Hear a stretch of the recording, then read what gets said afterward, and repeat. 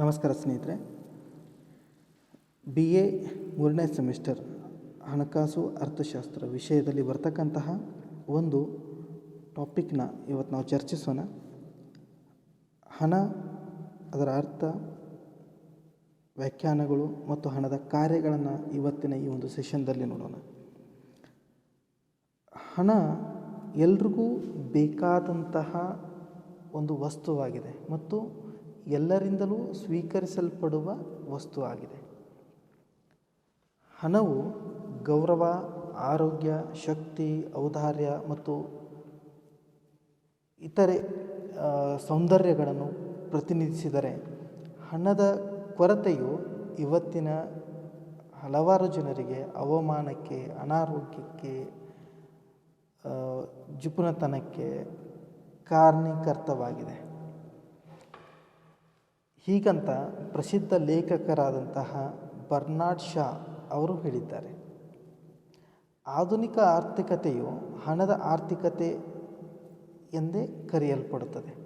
ಪ್ರಾಚೀನ ಕಾಲದಲ್ಲಿ ಹಣಕ್ಕೆ ಅಷ್ಟೊಂದು ಪ್ರಾಧಾನ್ಯತೆ ಇರಲಿಲ್ಲ, ಏಕೆಂದರೆ ಆ ಕಾಲದಲ್ಲಿ ಜನತೆಯ ಬೇಡಿಕೆಗಳೂ ಸಹ ಕಡಿಮೆ ಇದ್ದವು ಮತ್ತು ಪ್ರಾಚೀನ ಕಾಲದಲ್ಲಿ ಹಣದ ಮಹತ್ವವನ್ನು ಆಗಿನ ಜನರು ಅರ್ತಿರಲಿಲ್ಲ. ಆದರೂ ಕೂಡ ವಿನಿಮಯಕ್ಕಾಗಿ ಹಲವಾರು ಮಾರ್ಗಗಳನ್ನು ಹುಡುಕ್ತಾಯಿದ್ರು. ಅದನ್ನೇ ನಾವು ಸಾಟಿ ವ್ಯವಹಾರ ಪದ್ಧತಿ ಅಂತ ಕರಿತಿದ್ವಿ ಅಥವಾ ವಸ್ತು ವಿನಿಮಯ ಪದ್ಧತಿ ಅಂತ ಕರಿತಿದ್ವಿ. ಈ ಒಂದು ಹಿನ್ನೆಲೆಯಲ್ಲಿ ಈಗ ನಾವು ಹಣ ಏಕೆ ಬೇಕು ಅಥವಾ ಹಣದ ಅರ್ಥ ಏನು, ಹಣದ ಕಾರ್ಯಗಳೇನು ಅಂತ ಹೇಳಿ ನೋಡೋಣ. ಸೊ ಈ ಒಂದು ಟಾಪಿಕ್ನಲ್ಲಿ ಇವತ್ತು ನಾವು ಹಣ ಅಂದರೆ ಏನು, ಹಣದ ವ್ಯಾಖ್ಯಾನಗಳನ್ನು ನೋಡ್ತೀವಿ, ಅದರ ಜೊತೆಗೆ ಹಣದ ಕಾರ್ಯಗಳನ್ನು ನೋಡ್ತೀವಿ. ಇಂಟ್ರೊಡಕ್ಷನ್ ಟು ಆಲ್ರೆಡಿ ನಾನು ಸಮರೈಸ್ ಮಾಡಿದ್ದೀನಿ ಪೀಠಿಕೆಯನ್ನು. ಸೊ ಹಣದ ಅರ್ಥ, meaning and definitions of money, ಹಣದ ಅರ್ಥ ಮತ್ತು ವ್ಯಾಖ್ಯಾನಗಳನ್ನು ನೋಡೋಣ. ಅದಾದಮೇಲೆ ಹಣದ ಕಾರ್ಯಗಳನ್ನು ನೋಡೋಣ. ಮೊದಲಿಗೆ ಹಣದ ಅರ್ಥವನ್ನು ನೋಡೋಣ. ಹಣದ ಬಗ್ಗೆ ಒಂದಿಷ್ಟು ಪೀಠಿಕೆಯನ್ನು ನೋಡೋಣ. Money is the most liquid asset because it is universally recognized and accepted as the common currency. ಹಣ ಅನ್ನೋದು ಒಂದು ದ್ರವ್ಯ ರೂಪದಲ್ಲಿ ಸಿಗ್ತಕ್ಕಂತಹ ಒಂದು ಆಸ್ತಿಯಾಗಿದೆ. ಯಾವುದನ್ನು ಎಲ್ಲರೂ ಒಪ್ಪಿಕೊಳ್ತಾರೆ ಮತ್ತು ಅದನ್ನು ವ್ಯವಹಾರದಲ್ಲಿ ಬಳಸ್ಕೊತಾರೆ. ಸೊ ಅದನ್ನು ನಾವು ಹಣ ಅಂತ ಕರಿಬೋದು. ಸೊ ಹಣ ಅನ್ನೋದು ಒಂದು ಪ್ರಮುಖವಾದಂತಹ ವಿನಿಮಯದ ಮಾಧ್ಯಮವಾಗಿದೆ. ಅದನ್ನು ಸಾರ್ವತ್ರಿಕವಾಗಿ ಒಪ್ಪಿಕೊಂಡಾಗ ಮಾತ್ರ ನಾವು ಒಂದು ವಸ್ತುವನ್ನು ಹಣ ಅಂತ ಹೇಳಿ ಕರಿಬೋದು. ಸೊ ಹಣ ಅನ್ನೋದು ಪ್ರತಿನಿತ್ಯದ ಚಟುವಟಿಕೆಗಳಲ್ಲಿ ಬೇಕಾದಂಥ ಒಂದು ಮಾಧ್ಯಮವಾಗಿದೆ. ಸೊ ಈಗ ಹಣ ಅಂದರೆ ಏನು, ಸಿಂಪಲ್ಲಾಗಿ ಒಂದು ಮೀನಿಂಗ್ ನೋಡೋಣ. Money is any object that is generally accepted as payment for goods and services and repayment of debts in a country or socio economic context. ಅಂದರೆ ಹಣ ಅಂದರೆ ಅದೊಂದು ವಸ್ತು, ಯಾವುದನ್ನು ಸಾಮಾನ್ಯವಾಗಿ ಸರಕು ಸೇವೆಗಳ ವಿನಿಮಯಕ್ಕಾಗಿ ಬಳಸಲಾಗುತ್ತದೆ ಮತ್ತು ಅದನ್ನು ಒಪ್ಪಿಕೊಳ್ಳಲಾಗುತ್ತದೆ. ಹಾಗೆಯೇ ಸಾಲಗಳನ್ನು ಮರುಪಾವತಿ ಮಾಡುವುದರಲ್ಲೂ ಕೂಡ ಅದನ್ನು ಬಳಸಿ ಒಪ್ಪಿಕೊಳ್ಳಲಾಗುತ್ತದೆ. ಅಂದರೆ ಯಾವುದನ್ನು ನಾವು ಸಾಲ ಮರುಪಾವತಿ ಮಾಡಬೇಕು ಅಂತ ಹೇಳಿ ಕೊಟ್ಟಾಗ, ಸಾಲ ಮರುಪಾವತಿ ಮಾಡುವಾಗ ಆ ವಸ್ತುವನ್ನು ಬೇರೆ ಒಬ್ಬ ವ್ಯಕ್ತಿ, ಸಾಲ ಕೊಟ್ಟಿರ್ತಕ್ಕಂಥ ವ್ಯಕ್ತಿ ಹಣ ಅಂತ ಹೇಳಿ ಒಪ್ಕೊಳ್ತಾನೆ, ಅದನ್ನು ನಾವು ಹಣ ಅಂತ ಕರಿತೀವಿ. ಸೊ ಯಾವುದೇ ಒಂದು ವಸ್ತು ವಿನಿಮಯದ ಮಾಧ್ಯಮವಾಗಿ ಮತ್ತು ಸಾಲವನ್ನು ಮರುಪಾವತಿ ಮಾಡ್ತಕ್ಕಂಥ ವಸ್ತುವಾಗಿ ಬಳಸಲ್ಪಡುತ್ತದೆ ಮತ್ತು ಒಪ್ಪಿಕೊಳ್ಳಲ್ಪಡುತ್ತದೆಯಲ್ಲ, ಅದನ್ನು ನಾವು ಹಣ ಅಂತ ಕರಿತೀವಿ. ಇಲ್ಲಿ ಹಣದ ವ್ಯಾಖ್ಯಾನವನ್ನು ನೀಡಬೇಕು ಅಥವಾ ಹಣದ ಒಂದು ಅರ್ಥವನ್ನು ವಿವರಿಸಬೇಕು ಅಂತ ಹೇಳಿ ಹಲವಾರು ಅರ್ಥಶಾಸ್ತ್ರಜ್ಞರು ಪ್ರಯತ್ನ ಪಟ್ಟಿದ್ದಾರೆ. ಆದರೆ ತೃಪ್ತಿಕಾರಕವಾದಂತಹ ಒಂದು ಅರ್ಥ ಇಲ್ಲಿವರೆಗೂ ನಮಗೆ ಸಿಕ್ಕಿಲ್ಲ. ಆದರೂ ಕೂಡ ಒಂದಿಷ್ಟು ವ್ಯಾಖ್ಯಾನಗಳನ್ನು ನೋಡೋಣ. ಯಾವುದು ಹಣದ ಅರ್ಥವನ್ನು ಪ್ರತಿಬಿಂಬಿಸುತ್ತೆ ಅಥವಾ ಹಣದ ಕಾರ್ಯಗಳನ್ನು ಆಧರಿಸಿ, ಹಣದ ಕಾರ್ಯಗಳನ್ನು ಆಧರಿಸಿ ಹಣದ ಅರ್ಥವನ್ನು ಹೇಳಲು ಕೆಲವೊಂದು ಅರ್ಥಶಾಸ್ತ್ರಜ್ಞರು ಪ್ರಯತ್ನಿಸಿದ್ದಾರೆ. ಅದನ್ನು ನೋಡೋಣ. ಮೊದಲಿಗೆ professor Walker, according to professor Walker, money is what money does. ಅಂದರೆ ಎಫ್.ಎ. ವಾಕರ್ ಅವರ ಪ್ರಕಾರ ಯಾವುದು ಹಣದ ಕಾರ್ಯವನ್ನು ಮಾಡುತ್ತದೆಯೋ ಅದೇ ಹಣ.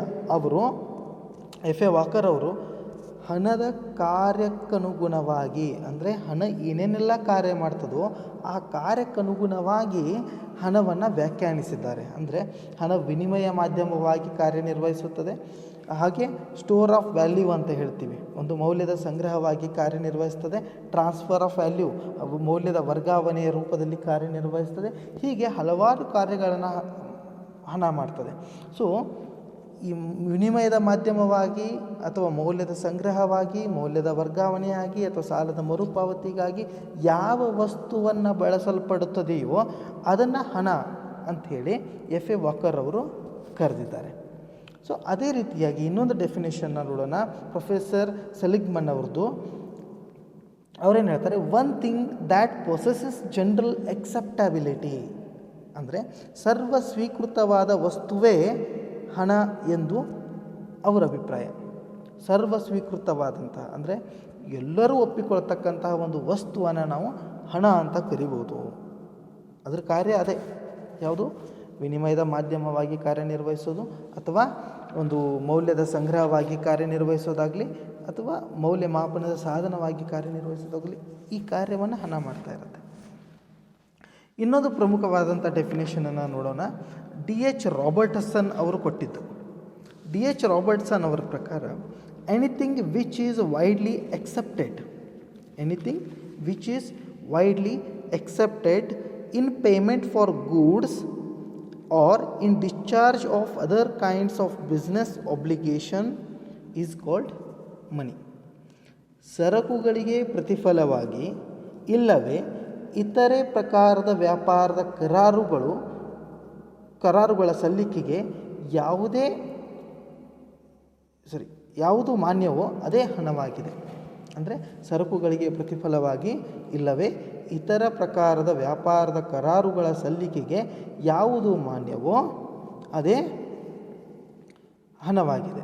ಸಿಂಪಲ್ಲಾಗಿ ಇವರು ಮೀಡಿಯಮ್ ಆಫ್ ಎಕ್ಸ್ಚೇಂಜ್, ಹಣವನ್ನು ವಿನಿಮಯ ಮಾಧ್ಯಮವನ್ನಾಗಿ, ಹಣದ ಕಾರ್ಯವನ್ನು ವಿನಿಮಯ ಮಾಧ್ಯಮವಾಗಿ ಆಧಾರವಾಗಿಟ್ಕೊಂಡು ಡಿ.ಎಚ್. ರಾಬರ್ಟ್ಸನ್ರವರು ಹಣದ ವ್ಯಾಖ್ಯಾನವನ್ನು ನೀಡಿದ್ದಾರೆ. ಸೊ ಒಟ್ಟಾರೆ ಹೇಳಬೇಕು ಅಂತ ಹೇಳಿದರೆ, ಹಣವು ಯಾವುದೇ ಒಂದು ವಸ್ತು ಹಣದ ಕಾರ್ಯಗಳನ್ನು, ಹಣ ಏನೆಲ್ಲ ಕೆಲಸ ಮಾಡ್ತದೋ ಆ ಕೆಲಸಗಳನ್ನು ಮಾಡ್ತಾ ಇತ್ತು ಅಂತ ಹೇಳಿದ್ರೆ ಅದನ್ನು ನಾವು ಹಣ ಅಂತ ಕರಿಬೋದು.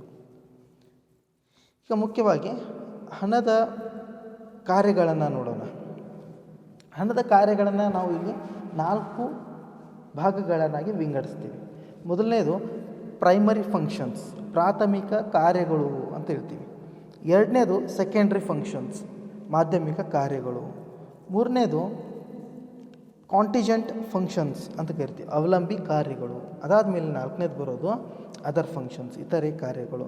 ಇಲ್ಲಿ ಒಂದಿಷ್ಟು ಮಹತ್ವವಾದಂಥ ಪ್ರಮುಖವಾದಂಥ ಕಾರ್ಯಗಳನ್ನು ನಾವು ಚರ್ಚಿಸೋಣ. ಮೊದಲಿಗೆ ಪ್ರೈಮರಿ ಫಂಕ್ಷನ್ಸ್, ಪ್ರಾಥಮಿಕ ಕಾರ್ಯಗಳು. ಅಂದರೆ ಪ್ರಾಥಮಿಕ ಅಂದರೆ ಮೂಲವಾಗಿ ಹಣ ನಿರ್ವಹಿಸ್ತಕ್ಕಂತಹ ಕಾರ್ಯಗಳು ಅಂತ ಹೇಳ್ತೀವಿ. ಮೊದಲಿಗೆ ಪ್ರಾಥಮಿಕ ಕಾರ್ಯಗಳಲ್ಲಿ 2 ಕಾರ್ಯಗಳಿವೆ. ಹಣದ ಪ್ರಾಥಮಿಕ 2 ಕಾರ್ಯಗಳಿವೆ. ಮೊದಲನೇದು ಮೀಡಿಯಮ್ ಆಫ್ ಎಕ್ಸ್ಚೇಂಜ್, ಅಂದರೆ ವಿನಿಮಯದ ಮಾಧ್ಯಮವಾಗಿ. ಎರಡನೇದು ಮೌಲ್ಯಮಾಪನದ ಸಾಧನವಾಗಿ. ಅಂದರೆ ಹಣವು ವಿನಿಮಯದ ಮಾಧ್ಯಮವಾಗಿ ಕಾರ್ಯನಿರ್ವಹಿಸುತ್ತದೆ. ಎರಡನೇದು ಮೌಲ್ಯಮಾಪನದ ಸಾಧನವಾಗಿ ಕಾರ್ಯನಿರ್ವಹಿಸುತ್ತದೆ.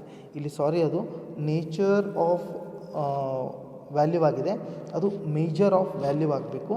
ಸೊ ಮೇಜರ್ ಆಫ್ ವ್ಯಾಲ್ಯೂ ಅಂತ ಹೇಳ್ತೀವಿ. ಮೇಜರ್ ಆಫ್ ವ್ಯಾಲ್ಯೂ ಅಂತ ಹೇಳಿದರೆ ಮೌಲ್ಯಮಾಪನದ ಸಾಧನ ಅಂತ ಕರಿತೀವಿ. ಮೊದಲಿಗೆ ಮೀಡಿಯಮ್ ಆಫ್ ಎಕ್ಸ್ಚೇಂಜ್ ಅಂದರೆ ಏನು ಅಂತ ನೋಡೋಣ. ವಿನಿಮಯದ ಮಾಧ್ಯಮ. ಹಣದ ಪ್ರಮುಖ ಕಾರ್ಯ ಎಂದರೆ ಒಂದು ವಿನಿಮಯದ ಮಾಧ್ಯಮವಾಗಿ ಕಾರ್ಯನಿರ್ವಹಿಸೋದು.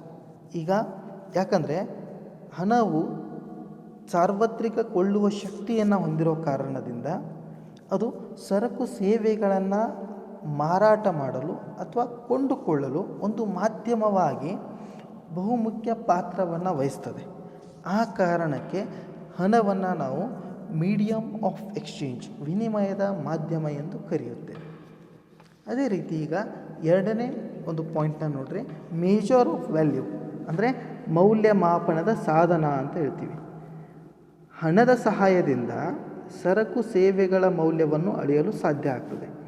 ಮೊದಲು ಬಾರ್ಟರ್ ಸಿಸ್ಟಮ್ ವಸ್ತು ವಿನಿಮಯ ಪದ್ಧತಿ ಇದ್ದಾಗ ವಸ್ತುವಿನ ಮೌಲ್ಯವನ್ನು ಅಳತೆ ಮಾಡುವುದು ಬಹಳ ಕಠಿಣ ಆಗಿತ್ತು.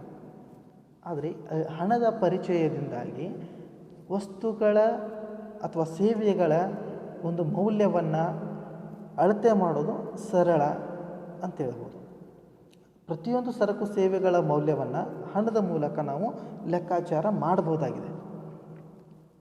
ಉದಾಹರಣೆಗೆ ನಾವು ಹೇಳ್ತೀವಿ, 1 kg ಸಕ್ಕರೆಗೆ ಎಷ್ಟು, ಅಥವಾ ಒಂದು ಕುರ್ಚಿ ರೇಟೇನು, ಅಥವಾ ಒಂದು ಬೆಂಚ್ ರೇಟೇನು, ಅಥವಾ ಒಂದು ಟೇಬಲ್ ರೇಟೇನು, ಯಾವುದೇ ಒಂದು ವಸ್ತುವನ್ನು ತೊಗೊಂಡಾಗ ಅದರದ್ದು ಒಂದು ಮೌಲ್ಯವನ್ನು ನಿರ್ಧಾರ ಮಾಡಿ ಅದಕ್ಕೆ ಮೌಲ್ಯವನ್ನು ಕೊಡ್ತೀವಿ.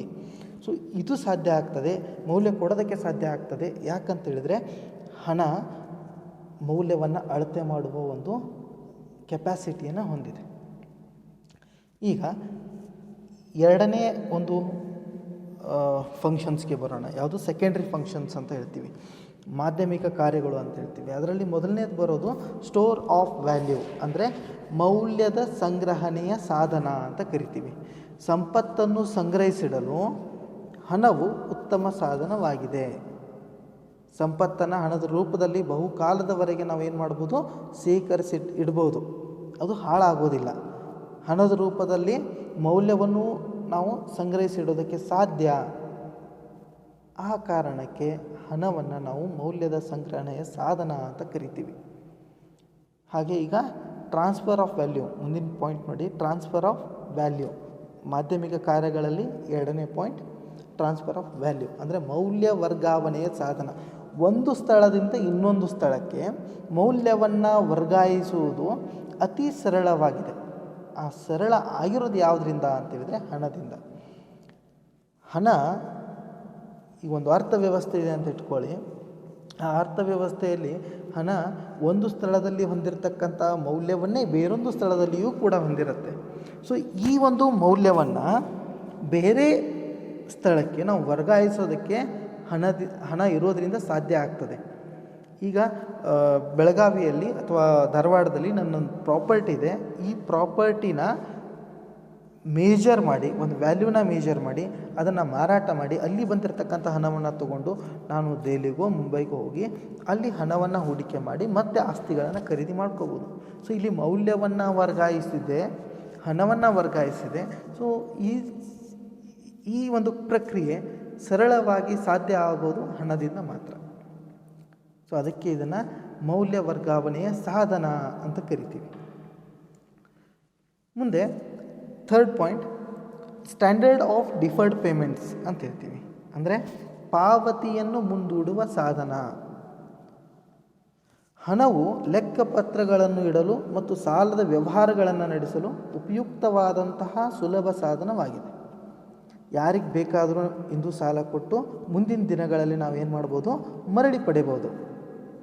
ಹಾಗೆ ಹಣದ ಕಾರ್ಯವು ಆಧುನಿಕ ವ್ಯವಹಾರಗಳನ್ನು ಸುಗಮಗೊಳಿಸೋದಕ್ಕೆ ಅನುಕೂಲಕರ ಆಗಿದೆ.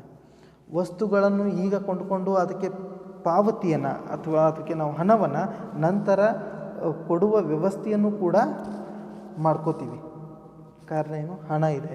ಮೌಲ್ಯವನ್ನು ಅಳತೆ ಮಾಡ್ತಕ್ಕಂತಹ ಒಂದು ಬೆಲೆಯನ್ನು ನಿರ್ಧಾರ ಮಾಡ್ತಕ್ಕಂಥ ಒಂದು ಮಾಧ್ಯಮವಾಗಿ ಹಣವನ್ನು ಬಳಕೆ ಮಾಡೋದ್ರಿಂದ ಇದು ಸಾಧ್ಯ ಆಗ್ತದೆ. ಆದ್ದರಿಂದ ನಾವೇನು ಹೇಳ್ತೀವಿ, ಹಣವು ಪಾವತಿಯನ್ನು ಮುಂದೂಡುವ ಸಾಧನವಾಗಿದೆ ಅಂತ ಹೇಳ್ತೀವಿ. ಈಗ ಕಾಂಟಿಜೆಂಟ್ ಫಂಕ್ಷನ್ಸ್ ಮುಂದಿನ ಒಂದು ಮೂರನೇ ಭಾಗ. ಕಾರ್ಯಗಳಲ್ಲಿ ನಾವು ಮೂರನೇ ರೀತಿಯಾದಂಥ ಕಾರ್ಯವನ್ನು ನೋಡ್ತಾ ಇದ್ದೀವಿ, ಕಾಂಟಿಜೆಂಟ್ ಫಂಕ್ಷನ್ಸ್. ಅದನ್ನು ನಾವು ಅವಲಂಬಿ ಕಾರ್ಯಗಳು ಅಂತ ಕರಿಬೋದು. ಓಕೆ, ಮೇಲೆ ಪ್ರಾಥಮಿಕ ಕಾರ್ಯಗಳಾಗಲಿ ಮಾಧ್ಯಮಿಕ ಕಾರ್ಯಗಳಾಗಲಿ ಅವು ಪ್ರಮುಖವಾದಂಥ ಕಾರ್ಯಗಳೊಡನೆ ಮತ್ತೆ ಅವಲಂಬಿ ಕಾರ್ಯಗಳನ್ನು ಕೂಡ ಹಣ ನಿರ್ವಹಿಸ್ತದೆ. ಮೊದಲನೇದಾಗಿ ರಾಷ್ಟ್ರೀಯ ಆದಾಯದ ಹಂಚಿಕೆ, ಅಂದರೆ ಡಿಸ್ಟ್ರಿಬ್ಯೂಷನ್ ಆಫ್ ನ್ಯಾಷನಲ್ ಇನ್ಕಮ್. ರಾಷ್ಟ್ರೀಯ ಆದಾಯ ಅಥವಾ ರಾಷ್ಟ್ರೀಯ ಉತ್ಪನ್ನವನ್ನು ಉತ್ಪನ್ನ ಬರೋದು ಉತ್ಪಾದನಾಂಗಗಳಿಂದನೇ. ಸೊ ಉತ್ಪಾದನಾಂಗಗಳ ಒಟ್ಟಾರೆ ಆದಾಯವನ್ನು ನಾವೇನಂತ ಕರಿತೀವಿ, ರಾಷ್ಟ್ರೀಯ ಆದಾಯ ಅಂತ ಕರಿತೀವಿ. ಸೊ ಈ ರಾಷ್ಟ್ರೀಯ ಉತ್ಪನ್ನವನ್ನು ವಿವಿಧ ಉತ್ಪಾದನಾಂಗಗಳು ಹೇಗೆ ಹಂಚಿಕೊಳ್ಳಬೇಕು ಅನ್ನೋ ಪ್ರಶ್ನೆ ಬಂದಾಗ ಅದಕ್ಕೆ ಏನಾದರೂ ಒಂದು ಮಾಧ್ಯಮ ಬೇಕಲ್ವಾ? ಆ ಮಾಧ್ಯಮ ಹಣವನ್ನು ಆಧಾರವಾಗಿಟ್ಟುಕೊಂಡು ನಾವೇನು ಮಾಡ್ತೀವಿ, ಉತ್ಪಾದನಾಂಗಗಳಿಗೆ ಪ್ರತಿಫಲ ಏನು ಬರುತ್ತೆ? ಗೇಣಿ, ಕೂಲಿ, ಬಡ್ಡಿ ಮತ್ತು ಲಾಭಗಳು, ಇವುಗಳ ರೂಪದಲ್ಲಿ ಹಣವನ್ನು ನೀಡುವುದರ ಮೂಲಕ ರಾಷ್ಟ್ರೀಯ ಆದಾಯವನ್ನು ಹಂಚಿಕೆ ಮಾಡಲಾಗ್ತದೆ. ಹಣದ ರೂಪದಲ್ಲಿ ಬಿಟ್ಟರೆ ಇದನ್ನೇ ರಾಷ್ಟ್ರೀಯ ಆದಾಯ ಅಥವಾ ರಾಷ್ಟ್ರೀಯ ಉತ್ಪನ್ನವನ್ನು ಬೇರೆ ಯಾವ ರೀತಿಯಲ್ಲೂ ಕೂಡ ನಾವು ಸಮರ್ಪಕವಾಗಿ ವಿತರಣೆ ಮಾಡೋದಕ್ಕೆ ಸಾಧ್ಯ ಆಗೋದಿಲ್ಲ. ಹೀಗಾಗಿ ಹಣವು ರಾಷ್ಟ್ರೀಯ ಆದಾಯದ ಹಂಚಿಕೆಯಲ್ಲಿ ಮಹತ್ವದ ಒಂದು ಪಾತ್ರವನ್ನು ವಹಿಸ್ತದೆ. ಅದಾದಮೇಲೆ ಅವಲಂಬಿ ಕಾರ್ಯಗಳಲ್ಲಿ ಎರಡನೇ ಒಂದು ಕಾರ್ಯ ಈಕ್ವಲೈಸೇಷನ್ ಆಫ್ ಮಾರ್ಜಿನಲ್ ಯುಟಿಲಿಟಿ, ಅಂದರೆ ಸೀಮಾಂತ ತುಷ್ಟಿಗುಣದ ಸಮಾನತೆ. ಹಣವನ್ನು ಯಾವ ಕಾರ್ಯಕ್ಕೆ ಬೇಕಾದರೂ ನಾವು ಬಳಸ್ಕೊಳ್ಬಹುದು. ಆದರೆ ಈಗ ಸಾಮಾನ್ಯವಾಗಿ ಅನುಭೋಗಿಗಳು ತನ್ನ ಬಳಿ ಇರತಕ್ಕಂಥ ಸಂಪನ್ಮೂಲ ಅಂದರೆ ಹಣವನ್ನು ಬಳಸಿಕೊಂಡು ಯಾವ ರೀತಿಯಾಗಿ ಗರಿಷ್ಠ ತೃಪ್ತಿಯನ್ನು ಪಡಿಬಹುದು. ಎರಡು ವಸ್ತುಗಳನ್ನು ತೆಗೆದುಕೊಳ್ಬೇಕಂತ ಹೇಳಿ ಆತ ವಿಚಾರ ಮಾಡಿದ್ದಾನೆ. ಆತ ಎರಡು ವಸ್ತುಗಳ ಮೇಲೆ ತನ್ನ ಬಳಿ ಇರತಕ್ಕಂಥ ನಿರ್ದಿಷ್ಟ ಪ್ರಮಾಣದ ಹಣವನ್ನು ವ್ಯಯ ಮಾಡಿದಾಗ ಆತನಿಗೆ ಗರಿಷ್ಠ ಪ್ರಮಾಣದ ಲಾಭ ಸಿಗಬೇಕು ಅಥವಾ ತೃಪ್ತಿ ಸಿಗಬೇಕು. ಇದು ಸಾಧ್ಯ ಆಗೋದು ಹಣದಿಂದ. ಯಾವ ವಸ್ತುವಿನ ಮೇಲೆ ಅಥವಾ ಯಾವ ಒಂದು ಕಾರ್ಯದ ಮೇಲೆ ಎಷ್ಟು ಪ್ರಮಾಣದ ಹಣವನ್ನು ವೆಚ್ಚ ಮಾಡಿದರೆ ಆತನಿಗೆ ಹೆಚ್ಚಿನ ಒಂದು ಲಾಭ ದೊರೀತದೆ, ಅನುಕೂಲತೆ ಅಥವಾ ತೃಪ್ತಿ ದೊರೀತದೆ ಅನ್ನೋದನ್ನು ಅನುಭೋಗಿ ಯೋಚನೆ ಮಾಡ್ತಾನೆ. ಅದೇ ರೀತಿಯಾಗಿ ಹಣವನ್ನು ಬಳಸಿಕೊಂಡು ಉತ್ಪಾದಕನೂ ಕೂಡ ಯಾವ ಉತ್ಪಾದನಾಂಗಗಳ ಮೇಲೆ ಎಷ್ಟು ಪ್ರಮಾಣದ ವಿತರಣೆಯನ್ನು ಎಷ್ಟು ಪ್ರಮಾಣದ ವೆಚ್ಚಗಳನ್ನು ಮಾಡಿದರೆ ಆತನಿಗೆ ಗರಿಷ್ಠ ಲಾಭ ದೊರೀತದೆ ಅನ್ನೋದನ್ನು ಕೂಡ ಉತ್ಪಾದಕ ನಿರ್ಧಾರ ಮಾಡ್ತಾನೆ. ಈ ಎಷ್ಟು ಪ್ರಮಾಣದ ಹಂಚಿಕೆ ಮಾಡಬೇಕು ಅಥವಾ ಎಷ್ಟು ಖರ್ಚು ಮಾಡಬೇಕು ಅನ್ನೋ ವಿಷಯ ಬಂದಾಗ ಅಲ್ಲಿ ಹಣ ಮಹತ್ವದ ಪಾತ್ರವನ್ನು ವಹಿಸ್ತದೆ. ಹಣ ಇದ್ದಾಗ ಮಾತ್ರ ದ್ರವ್ಯತೆ ಇರುತ್ತೆ ಹಣಕ್ಕೆ. ಅದಕ್ಕಾಗಿ ಹಣವನ್ನು ನಾವೇನು ಮಾಡ್ಬೋದು, ಈ ಸರಳವಾಗಿ ವಿತರಿಸಿ ನಮಗೆ ಯಾವ ರೀತಿ ಅಥವಾ ಗರಿಷ್ಠ ಮಟ್ಟದಲ್ಲಿ ನಾವು ತೃಪ್ತಿಯನ್ನು ಪಡೆಯೋದಕ್ಕೆ ಪ್ರಯತ್ನ ಮಾಡ್ಬೋದು. ಈಗ ಮುಂದಿನ ಪಾಯಿಂಟ್ ಏನಪ್ಪ ಅಂದರೆ ಬೇಸಿಸ್ ಆಫ್ ಕ್ರೆಡಿಟ್ ಸಿಸ್ಟಮ್ ಅಂತ ಹೇಳ್ತೀವಿ. ನೋಡಿರಿ, ಹಣ ಅನ್ನೋದು ಸಾಲದ ಅಥವಾ ಈ ಆಧುನಿಕ ಅರ್ಥವ್ಯವಸ್ಥೆಯಲ್ಲಿ ಸಾಲದ ಅರ್ಥವ್ಯವಸ್ಥೆ ಏನಿದೆ, ಈ ಸಾಲದ ಅರ್ಥವ್ಯವಸ್ಥೆಗೆ ಮೂಲವಾಗಿದೆ ಹಣ. ಯಾಕಂದರೆ ಈ ಸಾಲ ಅಂತ ಹೇಳಿದಾಗ ಹಣದ ರೂಪದಲ್ಲಿಯೇ ನಾವು ಅದನ್ನು ಅಳತೆ ಮಾಡ್ತಾ ಇರ್ತೀವಿ. ಸೊ ಈ ಪೂರ್ತಿ ಕ್ರೆಡಿಟ್ ಸಾಲದ ಅರ್ಥವ್ಯವಸ್ಥೆ ಏನಿದೆ ಇದಕ್ಕೆ ಆಧಾರವಾಗಿ ಹಣವು ಕಾರ್ಯನಿರ್ವಹಿಸ್ತಾ ಇರುತ್ತೆ. Liquidity and uniformity of wealth ಅಂತ ಹೇಳ್ತೀವಿ. ಅಂದರೆ liquidity and uniformity of wealth, ಬಂಡವಾಳ ಮತ್ತು ಸಂಪತ್ತುಗಳಿಗೆ ದ್ರವ್ಯತೆ ಮತ್ತು ಏಕರೂಪತೆಗಳನ್ನು ಹಣವು ನೀಡ್ತದೆ. Liquidity and uniformity of wealth ಅಂತ ಕರಿತೀವಿ. ಅಂದರೆ ಹಣವನ್ನು ಕ್ಷಣ ಮಾತ್ರದಲ್ಲಿ ಸುಲಭವಾಗಿಯೂ ಆಸ್ತಿ ಪಾಸ್ತಿಗಳಿಗೆ ಪರಿವರ್ತಿಸಬಹುದು. ಒಂಥರ ಯಾವತ್ತಾದರೂ ಒಂದು ದ್ರವ್ಯವಾದಂಥ ವಸ್ತುವನ್ನು ನಾವು ಒಂದು ಪಾತ್ರೆಗೆ ಹಾಕಿದಾಗ ಯಾವ ರೀತಿಯಾಗಿ ಅದು ಇಡೀ ಪಾತ್ರೆ ತುಂಬ ಆವರಿಸ್ಕೊಳ್ತದೋ ಹಾಗೆ ಹಣವು ಆಸ್ತಿ ಪಾಸ್ತಿಗಳ ರೂಪದಲ್ಲಿ ಬದಲಾಗ್ಬೋದು ಅಥವಾ ಆಸ್ತಿ ಪಾಸ್ತಿಗಳ ರೂಪವನ್ನು ಅದು ತಾಳ್ಬೋದು. ಅದಕ್ಕಾಗಿಯೇ ನಾವೇನು ಹೇಳ್ತೀವಿ, ಹಣವು ಹೆಚ್ಚಾದಂಥ ಒಂದು ದ್ರವ್ಯತೆಯನ್ನು ಮತ್ತು ಏಕರೂಪತೆಯನ್ನು ಹೊಂದಿದೆ ಅಂತ ಹೇಳ್ತೀವಿ. ಅದೇ ಕಾರಣಕ್ಕೆ ಕೇನ್ಸ್ರವರು ಹಣದ ಈ ಒಂದು ಗುಣಕ್ಕೆ ನಗದು ಹಣದೊಲವು ಎಂದು ಕರೆದಿದ್ದಾರೆ. ನೀವು BA ಫಸ್ಟ್ ಸೆಮಿಸ್ಟರ್ ಅವ್ರ ಸೆಕೆಂಡ್ ಸೆಮಿಸ್ಟರ್ನಲ್ಲಿ ಓದಿದಿರಿ, liquidity preference theory of interest ಅಂತ ಹೇಳಿ. ಅಲ್ಲಿ ನಗದು ಲಿಕ್ವಿಡಿಟಿ ಪ್ರಿಫರೆನ್ಸ್ ಅಂದರೆ ನಗದು ಹಣದೊಲವು ಅಂತಕ್ಕಂಥ ಒಂದು ಸಿದ್ಧಾಂತವನ್ನು ಅವರು ಮಂಡಿಸಿದ್ದಾರೆ. ಈಗ ಹಣದ ಇತರೆ ಕಾರ್ಯಗಳನ್ನು ನೋಡೋಣ. ಹಲವಾರು ಇತರೆ ಕಾರ್ಯಗಳಿವೆ, ಆದರೆ ನಾನು ಮುಖ್ಯವಾದಂತಹ ಕೆಲವೊಂದಿಷ್ಟು 3 ಕಾರ್ಯಗಳನ್ನು ಮಾತ್ರ ಇಲ್ಲಿ ವಿವರಿಸ್ತಾ ಇದ್ದೀನಿ. ಮೊದಲನೇದು ಮರುಪಾವತಿಯ ಸಾಮರ್ಥ್ಯ ಅಂದರೆ ರೀಪೇಯಿಂಗ್ ಕೆಪಾಸಿಟಿ. ಹಣವು ಸರ್ವಸಮ್ಮತವಾದಂಥ ವಿನಿಮಯ ಸಾಧನವಾಗಿದೆ ಹಾಗೂ ಜನರು ಸಾಲವನ್ನು ಪಡೆದುಕೊಂಡಿರ್ತಾರೆ, ಮರುಪಾವತಿಯನ್ನು ಕೂಡ ಹಣದ ರೂಪದಲ್ಲಿ ಮಾಡ್ತಾರೆ, ಅಥವಾ ಮರುಪಾವತಿ ಮಾಡೋದು ಕೂಡ ಬಡ್ಡಿ ಸಹಿತವಾಗಿ ಮರುಪಾವತಿ ಮಾಡೋದು ಕೂಡ ಸರಳವಾಗಿದೆ. ಅದಕ್ಕೆ ಕಾರಣ ಏನು ಅಂತ ಹೇಳಿದರೆ ಹಣ ಇದೆ. ಆ ಕಾರಣಕ್ಕೆ ನಾವು ಸರಳವಾಗಿ ಸಾಲದ ಮರುಪಾವತಿಯನ್ನು ಲೆಕ್ಕಾಚಾರ ಮಾಡೋದು ಸಾಧ್ಯ ಆಗ್ತದೆ. ಈಗ ಎರಡನೇ ಕಾರ್ಯ ಏನು ಅಂತ ಹೇಳಿದರೆ ಜನರಲ್ ಪರ್ಚೇಸಿಂಗ್ ಪವರ್. ಸಾರ್ವತ್ರಿಕ ಕೊಳ್ಳುವ ಶಕ್ತಿಯನ್ನು ಅಳತೆ ಮಾಡ್ತಕ್ಕಂಥ ಸಾಮರ್ಥ್ಯವು ಹಣಕ್ಕಿದೆ. ಹಣವು ಯಾವುದೇ ವಸ್ತುವನ್ನು ಕ್ಷಣ ಮಾತ್ರದಲ್ಲಿ ಕೊಳ್ಳುವ ಶಕ್ತಿಯನ್ನು ಹೊಂದಿದೆ. ಅಂದರೆ ಹಣವು ಸಾರ್ವತ್ರಿಕವಾಗಿ ಕೊಳ್ಳುವ ಶಕ್ತಿಯಾಗಿದೆ ಅಂತ ಹೇಳ್ಬೋದು.